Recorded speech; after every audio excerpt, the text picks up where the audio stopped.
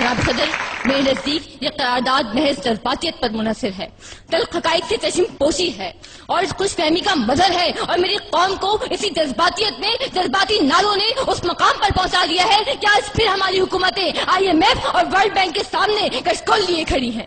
یہ حقیقت ہے، اور حقیقت سے منہ موڑ کر جذباتی باتیں کرنا میرے مخالفین کا طور طریقہ ہو سکتا ہے، مگر میرا نہیں۔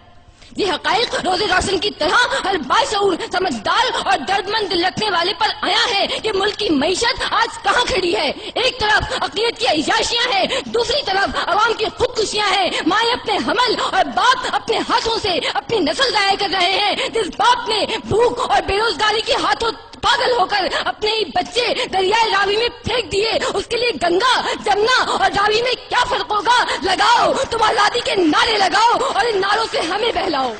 میں اگر بھوک کی شدت کا گلا کرتا ہوں، تم عقیدوں کے غبارے مجھے لا دیتے ہو، میرے ملبوس کے پرہول شگافوں کے عوض کتنی تقدیس سے فرمانے حیا دیتے ہو۔ محترم صدر، ہم آزاد نہیں ہیں کہ میرے اس ملک میں ہماری کمزور معیشت کی وجہ سے عملی طور پر ہم امریکہ کے غلام ہیں۔ جذباتی باتیں کرنے والوں، کیا ہماری سرزمین پر ڈرون طیاروں کے حملے نہیں ہو رہے؟ صلاحیت رکھنے کے باوجود ہماری جرت نہیں، ہماری بھوک، ہماری غربت، ہماری کمزور معیشت ان طیاروں کو گرانے سے روکے ہوئے ہے۔ محترم صدر، یہ کس قسم کی آزادی کی بات کر رہے ہیں جہاں لوگ بھوکے، بے روزگار، بے آسرا اور بے اما ہیں؟ نام رکھا ہے اسلامی جمہوریہ پاکستان، دین اسلام قومی اسمبلی کے باہر لکھا ہے کلمہ طیبہ اور میراثی فن کرتے ہیں مغربی جمہوریت کا۔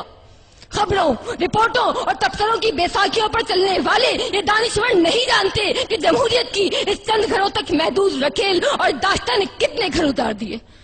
محترم فضل، میں قائد ایوان کے سوال کے جواب میں سوال کرتی ہوں کہ کیا ہمیں پاکستان اسی لیے دیا گیا تھا کہ ہم یہ دیکھیں کہ لا قانونیت اور معاشرے کی جڑوں میں تیزاب کی طرح پھیلی ہوئی کرپشن اپنی آخری حدود سے بھی تجاوز کر چکی ہے، ڈینجر زون عبور کر چکی ہے، معمولی سے معمولی اور جائز کام کے لیے بھی دام درکار ہے۔ سماج ایک شفاف منڈی میں تبدیل ہو چکا ہے جہاں قدم قدم پر میرٹ مسلوب ہے، جہاں محکمہ تعلیم جہالت کی تھوک منڈی ہے، جہاں عدالتوں میں انصاف ملتا ہے، جہاں قانون ساز قانون کی بوٹیاں نوچنے میں فخر محسوس کرتے ہیں، اور جہاں عوام اور اقتدار دو مختلف بلکہ متضاد قوتوں کا نام ہے۔